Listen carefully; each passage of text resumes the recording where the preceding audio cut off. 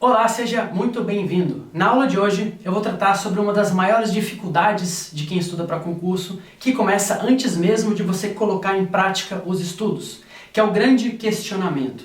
Será que eu sou inteligente o suficiente para ser aprovado num concurso? Será que eu tenho aquilo que é necessário para vencer esse mundaréu de matéria que eu nunca ouvi falar e competir com os candidatos super bem preparados Brasil afora? Esse é o tema da aula de hoje. Se você não me conhece ainda, meu nome é Thomas Jorgensen, sou auditor fiscal da Receita Federal, coach, professor e mentor para concursos. Para falar sobre isso, eu vou trabalhar um conceito muito interessante, que é o conceito da neuroplasticidade, que é a capacidade que o cérebro tem de se modificar e se readaptar e se ajustar aos estímulos que você fornece para ele. E para falar sobre isso, eu vou falar sobre um experimento que ficou muito famoso em cima de taxistas da cidade de Londres. Nossa, Thomas, agora você viajou. Como assim taxistas de Londres? A gente não está falando sobre concurso, sobre estudo, sobre neuroaprendizagem? Sim, estamos falando sobre isso. Acontece que o teste para você tirar a habilitação, para conseguir a licença para dirigir táxi na cidade de Londres, é um dos testes mais difíceis do mundo. Porque para você conseguir ir bem nesse teste, ser aprovado nesse teste, você precisa estudar o The Knowledge, que é um manual que te dá as informações necessárias para conseguir prestar essa prova.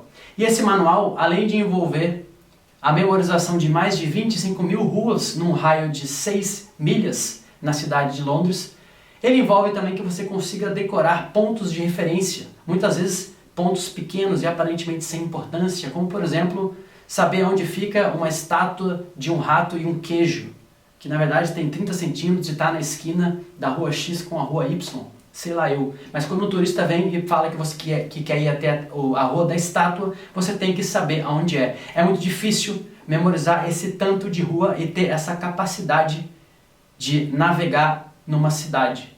Inclusive a cidade de Londres é uma das cidades que mais consegue enganar GPS. Porque as ruas principais, elas se entrelaçam, elas formam ângulos bizarros. Tem muitas ruas de mão única, é muito difícil se situar em Londres. Inclusive, se você for para Londres, não alugue um carro. Chame um táxi, porque esses caras realmente sabem andar naquela cidade. Então, tamanha capacidade de navegação, de memorização, naturalmente chamou a atenção dos maiores neurocientistas do mundo. E uma dessas neurocientistas, chamada Eleanor Maguire,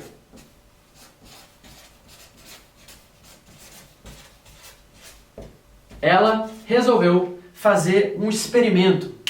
No ano de 2000, ela resolveu medir o tamanho do cérebro dos taxistas, mais precisamente o tamanho do hipocampo, que é aquela parte do cérebro em formato de cavalo marinho, responsável pela formação de memórias e formação também da capacidade de navegação espacial e de situação espacial.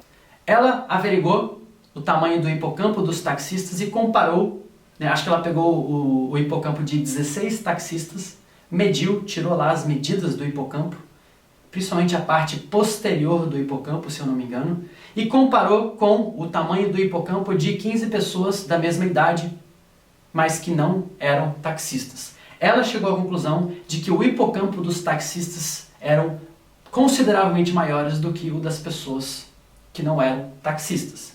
Aí, isso chamou a atenção dela. Um tempo depois, ela resolveu comparar o tamanho do hipocampo dos taxistas com motoristas de ônibus de Londres. Afinal de contas, os motoristas de ônibus também estão perambulando aí pelas ruas de Londres. A diferença é que os motoristas de ônibus eles fazem o mesmo trajeto todos os dias. Eles não precisam se preocupar em memorizar uma quantidade absurda de ruas e nem se preocupar em calcular o melhor trajeto para ir do ponto A até o ponto B.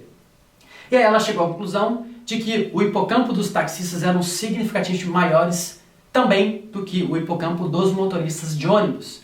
Ou seja, o tamanho do hipocampo estava relacionado com a capacidade de navegação e não com a capacidade de dirigir ou com o tanto de tempo que você passava dirigindo.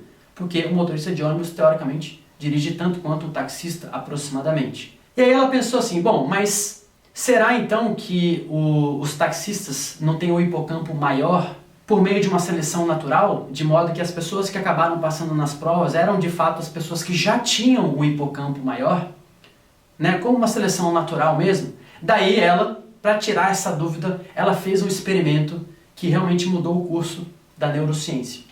Ela fez um experimento com 79 potenciais taxistas. Potenciais taxistas. Ela foi lá e mediu o tamanho do hipocampo desses 79 potenciais taxistas e comparou com o tamanho do hipocampo de 31 pessoas que na verdade eram no grupo controle, tá? Grupo controle. Ok, hipocampos parecidos entre pessoas que iam começar o treinamento para virar taxistas e pessoas que não tinham nada a ver com essa história, era apenas um grupo controle. O que ela fez? 4 anos depois, tá?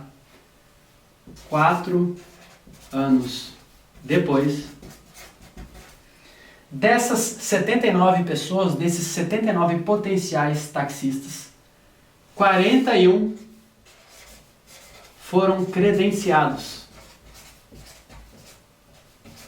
Ou seja, 41 viraram realmente taxistas de Londres. E 38 ou foram reprovados, ou simplesmente desistiram, ou foram fazer outra coisa. E aí 4 anos depois, ela foi e mediu o hipocampo, novamente, de todas essas pessoas.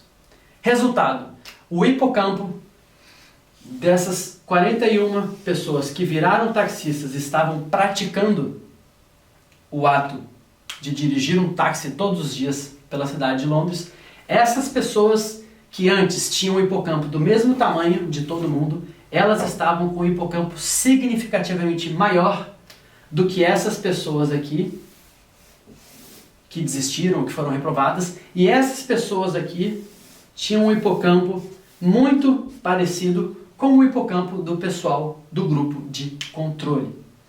Esse estudo foi feito em 2011 e esse estudo mudou os conceitos, mudou os parâmetros, foi um marco gigantesco na história da neuroaprendizagem. Os neurocientistas, né, assim, de uma maneira geral, todos ficaram chocados com esse estudo, e até a primeira década do século XXI, ninguém sequer cogitaria que algo assim pudesse ser possível.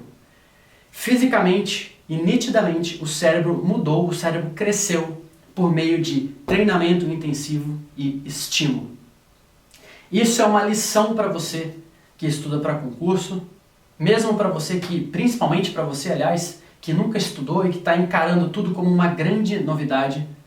Não existe praticamente limite conhecido para o que você pode aprender, desde que você se submeta a treinamento intensivo, a treinamento com técnicas que efetivamente e comprovadamente funcionam e tenha disciplina de manter o estudo e o treinamento até você atingir a maturidade e o conhecimento necessário para conseguir uma aprovação. Que isso sirva de grande lição para você, porque o cérebro literalmente se transforma à medida que você joga conhecimentos para dentro e se aperfeiçoa rumo a qualquer que seja o seu grande objetivo. Então não desista, você vai conseguir uma aprovação, não existe nada que você não consiga aprender, desde que você vá atrás dos estímulos certos, dos professores que mais se adaptam à sua realidade, à sua didática.